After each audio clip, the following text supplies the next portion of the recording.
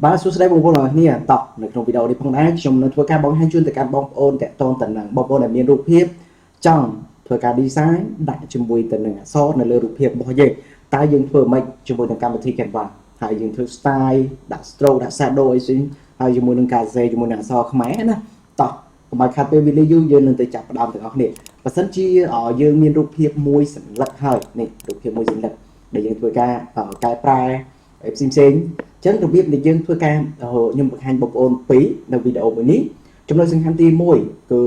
យើងនឹងធ្វើការកែនៅពណ៌ណាទៅលើ color លើអីផ្សេងជាមួយនឹងរូបរបស់យើងហ្នឹងពលឺអីផ្សេងហ្នឹងទី2គឺយើងទាក់ទងទៅនឹងការសរសេរជាមួយទៅនឹងអក្សរហើយនឹង style លេង style អក្សរអីចឹងទៅណាដើម្បីធ្វើការផុសហើយដាក់ logo ដាក់អីរបស់យើងអីចឹងទៅអូខេតោះចឹងបើសិនយើងមានរូបភាពរបស់យើងហើយចឹងណាយើងធ្វើការ upload បញ្ចូលចឹងដើម្បីធ្វើការedit ឬក៏ការប្រែនៅ color អីផ្សេងគឺយើងអាចចូលមកបានអញ្ចឹងបងប្អូនចូលមកពាក្យថា edit នេះហើយ select រូបភាពហើយបន្តមកខាងនេះគឺបងប្អូននឹងឃើញមាន reload មកណាកន្លែងនេះវាមាន on មានអីចឹងទៅមាន adjust ហើយនៅក្នុងនេះវាមាន Magic Studio មាន filter មាន effect ហើយវាមាន app ទាំងចឹងណាបងប្អូនទាំងនេះអញ្ចឹងយើងនឹងបង្ហាញជូនដល់បងប្អូនតាក់ទងទៅនឹង adjust នេះគឺជាកន្លែងដែលយើងធ្វើការផ្លាស់ប្ដូរកែប្រែកំណត់ដោយខ្លួនឯងជាមួយទៅនឹងការកែនៅរូបភាពរបស់យើងណាបងប្អូនកែជាមួយទៅនឹងរូបភាពរបស់យើងទៀតណាកែនៅរូបភាពរបស់យើងអញ្ចឹងកន្លែងនេះគឺបើសិនជាយើងយកអូតូគឺវាធ្វើការ select មានន័យថាវាកែប្រែឲ្យយើងដោយអូតូតែម្ដងណាយើងមិនបាច់ធ្វើការទាញដោយដៃមួយទេបើសិនជាយើងចង់ធ្វើការកែប្រែគឺយើងអាចទាញនៅកន្លែងនេះណាកន្លែងនេះគឺតើតទៅនឹង temperature ណា temperature យើងចង់ឲ្យបានទៅជា warm នេះទៅជាលឿងឬជាជឺខូលអីចឹងទៅណាស៊ីសងលើបងប្អូនហើយយើងអត់គួរទាញខ្លាំងពេកទេកន្លែងហ្នឹងណាយើងគួរទាញល្មមទៅបានហើយណាហើយកន្លែងនេះក៏ចឹងទៀតយើងទាញល្មមមកហើយកន្លែងនេះគឺ light នៅតើតទៅនឹងភ្លើងគឺមានទីនោះណាកន្លែងនេះគឺពន្លឺដាក់កាន់តែភ្លឺចឹងទៅកាន់តែល្ងឹតអីចឹងទៅអញ្ចឹងយើងទាញបន្តិចទៅបានហើយកន្លែងនេះគឺយើងយកត្រឹមប៉ុណ្ណេះហើយយើងកន្លែងហ្នឹងគឺចំណុចសំខាន់គឺយើងកុំឲ្យឆេះនៅលើផ្ទៃមុខឬក៏នៅលើបដាកឬលើសម្លៀកបំពាក់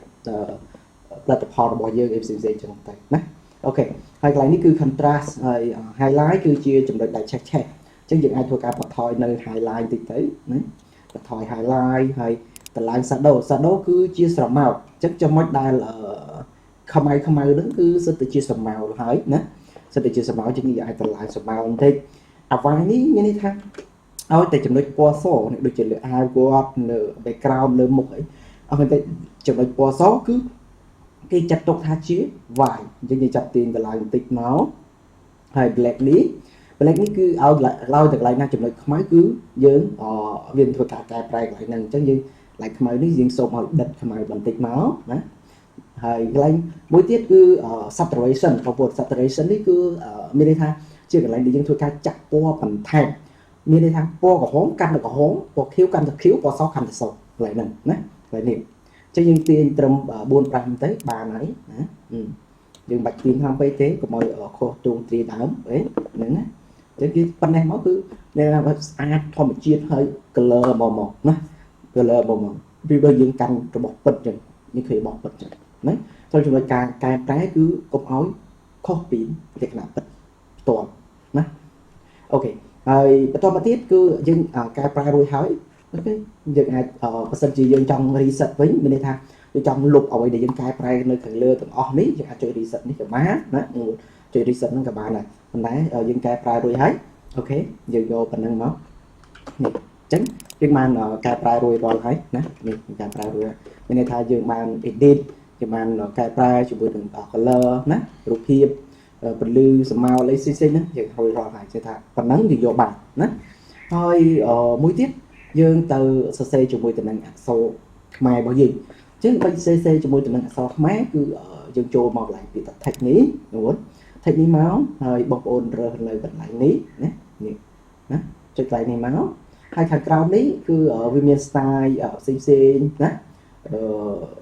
បើយើងអត់យកទេយើងយកកន្លែងលើនេះមក add text នេះមកអញ្ចឹងកន្លែងនេះគឺយើងអាចសរសេរជាមួយទៅនឹងអក្សរខ្មែររបស់យើង ចឹងសូមទាញមកខាងលើព្រមបន្តិចអញ្ចឹងយើងចង់សរសេរតកតទៅនឹងផលិតផលរបស់យើងតកតទៅនឹងអ្វីដែលយើងចង់ឲ្យអតិថិជនរបស់យើងឃើញអញ្ចឹងឧទាហរណ៍ថាយើងកន្លែងនេះគឺដង AI សម្រាប់ថត data book របស់យើងនេះគឺខ្ញុំសេដាក់ជាភាសាខ្មែរយើងធ្វើការផ្លាស់ប្ដូរ font សិនមកនេះដាក់ដូរ font មកហើយកន្លែងនេះយើងសេមកណាដាក់ថាដងថតឆ្លាតអ្វីគេសេអង់គ្លេសមួយ AI ណាអូខេហើយកន្លែងនេះយើងធ្វើការផ្លាស់ប្ដូរ font បងប្អូនចុចកន្លែងនេះមកនេះហើយបងប្អូនមានជាមួយទៅនឹង Canva Pro បងប្អូនរើសកន្លែងនេះដូចជា Canva Design ឬក៏ Design អញ្ចឹងទៅបងប្អូនរើសមកនេះអញ្ចឹងគឺមានតទៅនឹង font ខ្មែរណា font ខ្មែររបស់យើងនៅនឹងស្គាល់ច្រើនមែនតើណាបងប្អូនសិតតែជា font ខ្មែរនេះណាហើយបន្តមកទៀតគឺយើងចូលមកយើងចុចនៅលើដើម្បីធ្វើការ style ផ្សេងៗបងប្អូននៅក្នុងនេះមាន effect អញ្ចឹងបងប្អូន select លើអក្សរ reflect effect ហើយនៅក្នុងនេះគឺបងប្អូនរើសអានេះប្រភេទនេះគឺ stroke នៅខាងក្រៅណាយើងចង់បាន stroke បកអីនៅខាងក្រៅចង់បានការ៉ាស់បណ្ណាណានេះយើងទាញការ៉ាស់នៃការ stroke បានហើយបងប្អូនអាចលេងនៅក្នុងនេះបានផ្សេងៗទៀតណាមានផ្សេងៗមាន style ចឹងព្រោះថាតែយើងយក stroke ទៅនឹងចង់អូខេហើយបន្តមកទៀតគឺយើងចាក់អញ្ចឹងហើយយើងផ្លាស់ប្ដូរជាមួយនឹងអក្សរពណ៌អក្សរនេះយើងចូលមកនេះអក្សរ A នេះណា A ពណ៌ហ្នឹងយើងចង់បានពណ៌អីយើងរើសពណ៌ហ្នឹងមកនេះអូខេចូលឧទាហរណ៍ថាពណ៌ហ្នឹងចុះឬក៏យើងអាចធ្វើការចម្លងពណ៌ដូចជា logo របស់យើងពណ៌នេះចង់ចម្លងពណ៌បងប្អូនចុចមកកន្លែងនេះហើយរើសកន្លែងចម្លងនេះបងប្អូនទាញមកដាក់នៅនេះអូខេចំពីលើហ្នឹងមកនេះអញ្ចឹងធ្វើការចម្លងនៃពណ៌របស់យើងហ្នឹងនេះចម្លងពណ៌របស់យើងចម្លងពណ៌ពី logo របស់យើងហើយរបស់យើងហ្នឹងទៅដាក់ជាមួយនឹងពណ៌អក្សរណាអានេះគឺជាតទៅនឹង branding មួយយ៉ាងដែរ branding មួយម៉ូតដែរហើយមួយទៀតគឺយើងអាច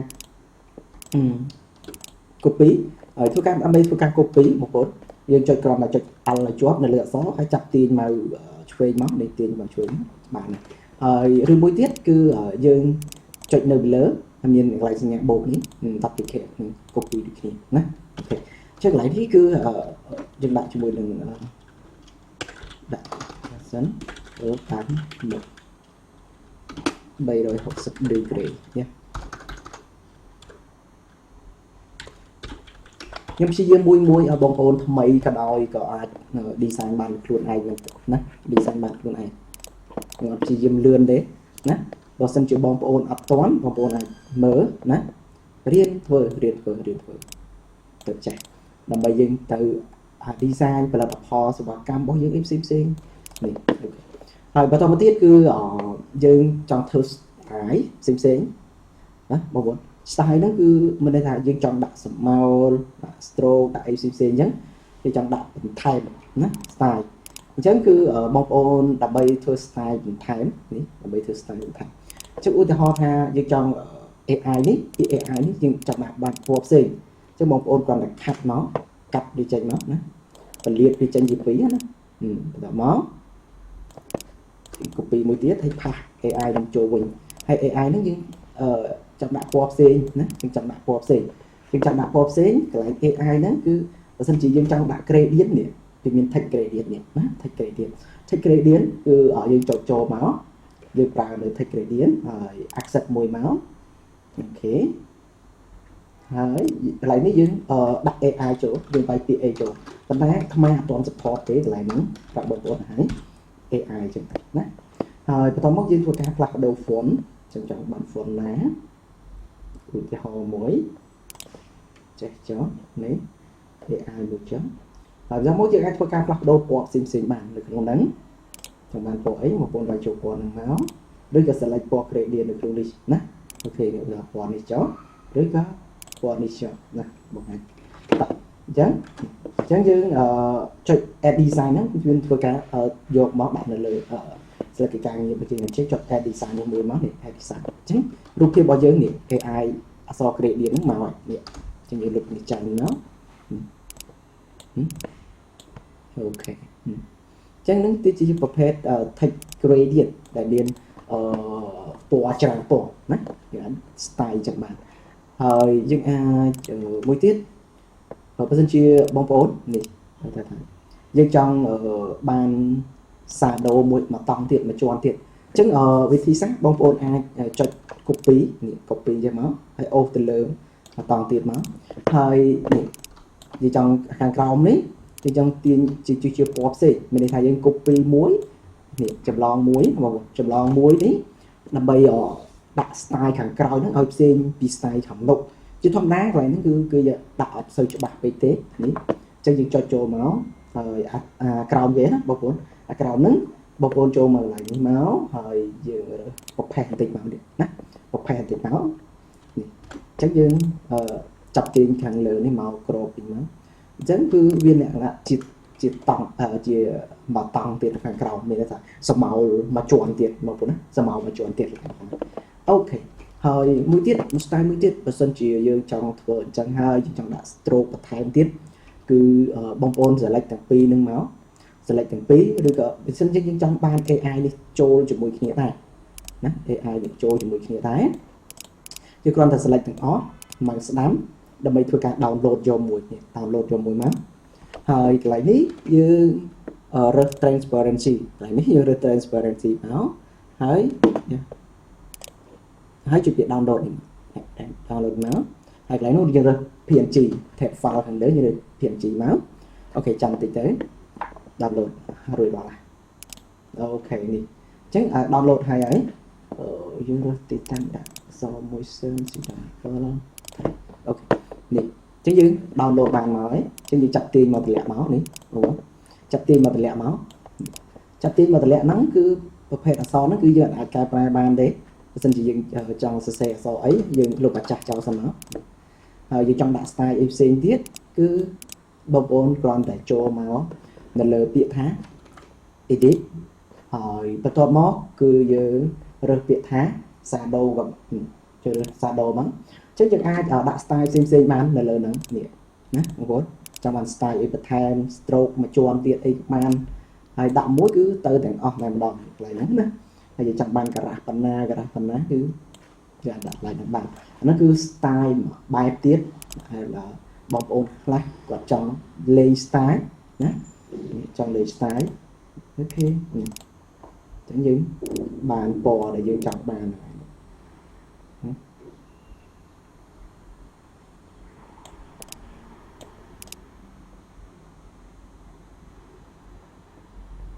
អូខេ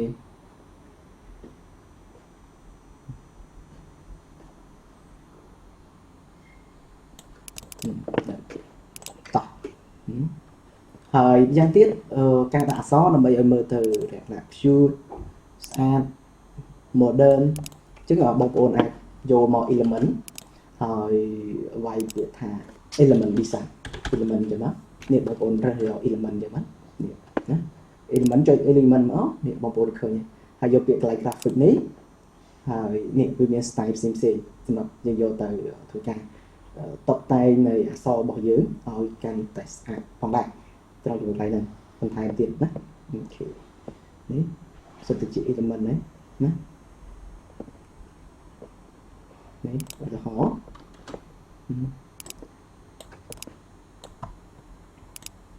ហើយដោះប្រូពណ៌ចូលឡើងនេះពណ៌សអញ្ចឹងអូខេហើយមួយយ៉ាងទៀតក៏ដូចគ្នាយើងលេខ style មក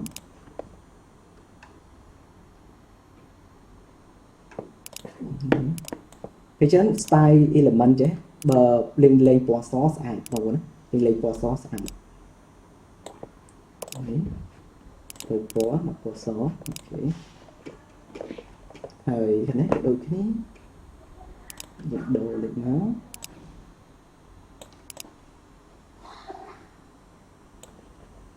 ពណ៌ស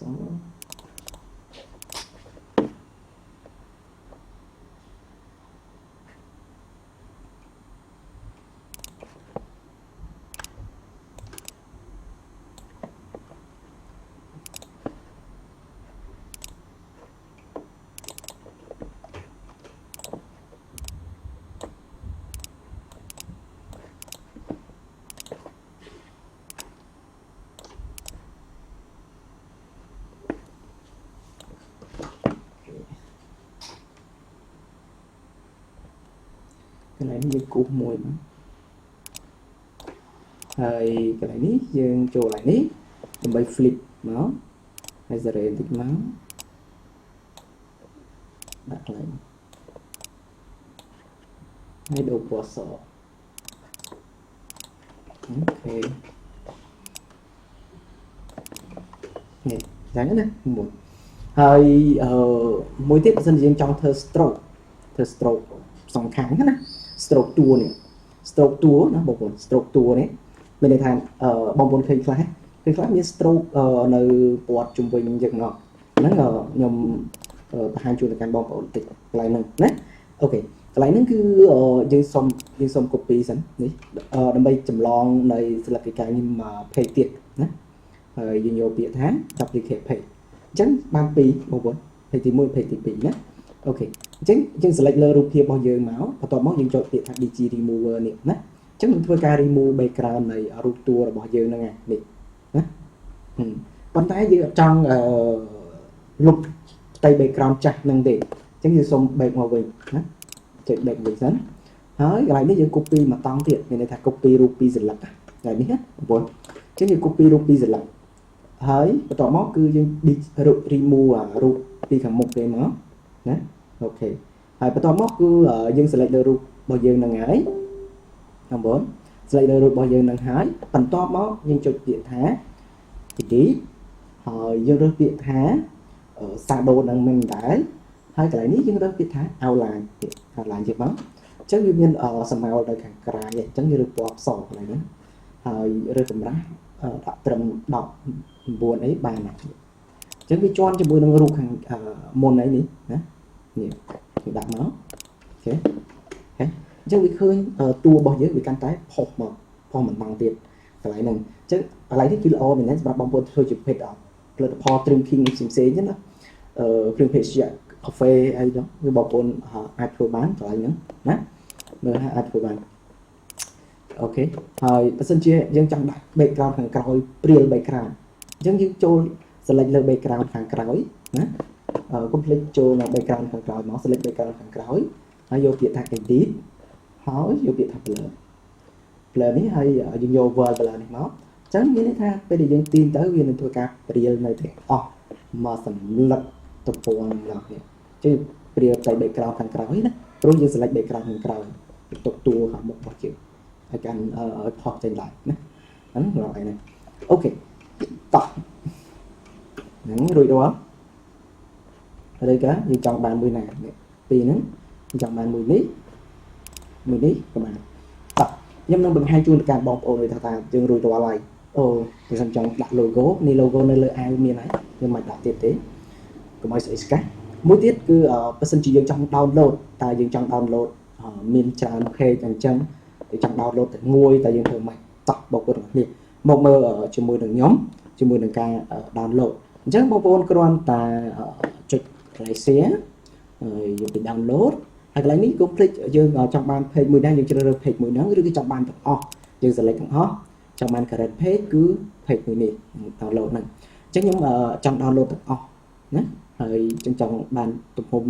ត្រឹម 1000 ឡើងឲ្យច្បាស់បន្តិចហើយចុចពាក្យថា download អញ្ចឹងយើងរងចាំបន្តិចទៅគឺ download បានរួចរាល់ហើយអញ្ចឹងគឺល្អមែនតើសម្រាប់បងប្អូនដែលទៅតែ start up បងប្អូនចង់ចេះ design ខ្លួនឯងមិនថា design លក្ខណៈផលិតផលសេវាកម្មមើលបងប្អូនអីផ្សេងទេគឺបងប្អូនអាចទស្សនាមើលហើយរៀនធ្វើទស្សនាមើលហើយរៀនធ្វើទាំងអស់នេះចង់អីបងប្អូនអាច comment នៅខាងក្រោមវីដេអូមួយនេះឆ្លើយតបទៅកាន់បងប្អូនវិញណាបងប្អូនអូខេឥឡូវបន្តមកយើងជ្រើសរើសនៅកន្លែងដាក់ motion ណាបងប្អូនសូមជ្រើសរើសកន្លែងដាក់ motion នេះអូខេមេរៀនទី4ចាហើយជ្រើសរើសកន្លែងដាក់អញ្ចឹងយើងទៅបើកមើលមកប្រភេទសម្រាប់បងប្អូនដែលពេលយើង download ច្រើន page ច្រើនសន្លឹកចាប់ពី2សន្លឹកឡើងគឺចេញជាប្រភេទ file zip ចេះអញ្ចឹងដើម្បី extract ចេញបងប្អូនមកស្ដាំនេះយកពាក្យថា extract file នេះមកហើយចុច OK អញ្ចឹងបាននេះខ្ញុំបងប្អូនចុចបើកមកឃើញនេះអូខេណានេះរូបរបស់យើងចេញនេះរូបរបស់យើងហ្នឹងអញ្ចឹងបងប្អូនបើកមកនេះគឺច្បាស់ល្អហើយបងប្អូនច្បាស់ល្អមែនតើអញ្ចឹងវាល្អមែនតើតាបងប្អូនឃើញតោះ ចឹងសម្រាប់យើងយកទៅផុសយកទៅអីបានយើង print យកទៅអី save file PDF ចឹងរួចរាល់សម្រាប់យើងយកទៅផុសផ្សេងៗចឹងវាមានពីរ style នេះគឺ remove ជាមួយនឹងដាក់ blur background ហើយយើងដាក់ឲ្យតួរបស់យើងតាមផលិតផលច្បាស់ហើយមាន stroke ណាបងប្អូននេះតោះបងប្អូនទាំងគ្នាហើយវីដេអូនេះគឺសង្ឃឹមថាបងប្អូនទស្សនាមើលតន់ហើយចេះធ្វើដោយខ្លួនឯងសម្រាប់បងប្អូនដែលចង់បានមេរៀនអត់ពីធូមមួយក៏បានបងប្អូនអាចឆាតមកលេខរបស់ខ្ញុំគឺ Telegram របស់ខ្ញុំគឺ010 5063ណាបងប្អូន010 5063បងប្អូនឆាតមកខ្ញុំតាម Telegram មកបងប្អូននឹងទទួលបានជាមួយមេរៀន free ក៏បងប្អូនជឿជាមួយនឹង account Pro ហ្នឹងវាមាននៅក្នុងហ្នឹងវាមានច្រើនបងនៅក្នុង Canva Pro ណារបស់ខ្ញុំនេះគេមាន font ខ្មែរច្រើនជាង200 font ណានេះ font ខ្មែរនេះជាង200 font ខ្ញុំ scroll ឡើងនេះបងប្អូនអូច្រើនចាំបាន font អីច្រើននៅក្នុងហ្នឹងហើយមានទៀត element ខ្មែរ element ខ្មែរហ្នឹងនេះខ្ញុំ element edition នេះសិត element ខ្មែរក្នុងឯករាជ្យអក្សរស្រកាឲ្យដល់ឋានទានបងខ្ញុំបានផ្សេងៗនេះច្រើនណាចឹងងាយស្រួលទៅយកទៅ design event ផ្សេងៗចឹងបងប្អូនងាយស្រួលពីថៃ support ចេញពីខ្ញុំតោះហើយយើងថែមមេរៀនទាំង design នៅទូរស័ព្ទដៃនៅ computer ទៅកាន់បងប្អូនជំរាបលាហើយជួបគ្នានៅក្នុងវីដេអូក្រោយទាក់ទងនឹងកន្លឹះនៃការ design បើសិនជាបងប្អូនដែលមានន័យថាចង់ឲ្យឬក៏ដឹងដល់ណាគេដែលចង់គាត់ចេះរៀន design ដោយខ្លួនឯងហើយយ៉ាងទៀតនេះជាអាច design បានទាំងទូរស័ព្ទដៃទាំង computer tablet អីងាយស្រួលមែនតើបងប្អូនណាងាយស្រួលហើយអ្វីដែលសំខាន់គឺ element នីមួយៗដែលយើងចូលយកមកណាគឺវាងាយស្រួលចុចយកមកប្រើអូខេ enjoy your design រីកហើយបងប្អូនទស្សនាថ្មីកុំភ្លេចចូល subscribe ដើម្បីទទួលបានមេរៀនថ្មីៗអរគុណជំរាបលាហើយអធិស្ឋានចំពោះពីពេញលើលោកខាតតាមដំណើរមួយជំរាបលាជួបគ្នាក្នុងវីដេអូក្រោយ